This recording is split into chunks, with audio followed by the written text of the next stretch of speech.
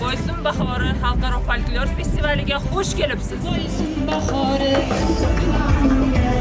Boysun mahalliga tayyor bo'lgan konsertni davom ettiruvchi qanday so'raydi? Surxondaryo viloyatida har 2 yilda bir marotaba o'tkaziladigan Boysun bahori xalqaro folklor festivaliga tayyorgarlik ishlari jadal davom etyapti. Kuni kecha viloyat hokimi Ulug'bek Qosimov Termiz xalqaro aeroportida bo'lib, festivalga tashrif buyuruvchi xorijiy mehmonlarni munosib kutib olish bo'yicha amalga oshirilayotgan tayyorgarlik ishlari bilan tanishdi. U yerda mehmonlarni kutib olish, servis va mehmonxona xizmatlarini tashkil etish, shuningdek sayyohlarga tajribali gidlarni biriktirish masalalari yuzasidan mas'ullar axborot berdi. Shu bilan birga yo'llarda harakat xavfsizligini ta'minlash, transport xizmatlarini samarali tashkil etish va bu jarayonga malakali xodimlarni jalb qilish zarurligi ta'kidlandi. Shundan so'ng festival o'tkaziladigan Boysun bahori turizm kompleksida amalga oshirilayotgan ishlar ko'zdan kechirildi. Xususan, shahar va tumanlar hamda tegishli tashkilotlarga ajratilgan pavilyonlarda har bir hududning o'ziga xos qadriyatlari, milliy an'analari va tashrif qog'oziga aylangan manzillarini namoyon etuvchi bezak ishlari yakunlanish arafasida ekani qayd etildi. Mas'ullar tomonidan festival doirasida tashkil etiladigan tadbirlar, konsert dasturlari, milliy o'yinlar va sport musobaqalariga tayyorgarlik holati yuzasidan axborot berildi. At the center of the stage, the character of the image of Imam At-Tirmizi. Şu anda İslam tevhidi İmam At-Tirmizi. Yurtboshimizning obro' e'tiborlari yanada yuksalaversin. Sheroboddan keldik biz. Boysun bahoriga. Boysun bahoriga.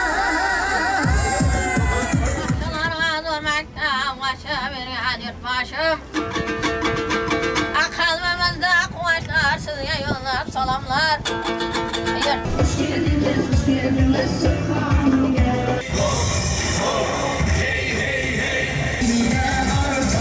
Çayınlar halayıp bugün Boysun'da bayram başlandı.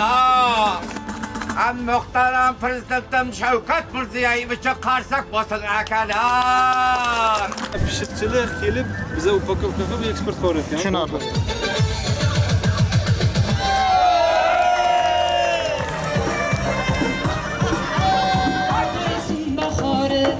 Dünya bo'ylab kelganlar, davon oshib kelganlar.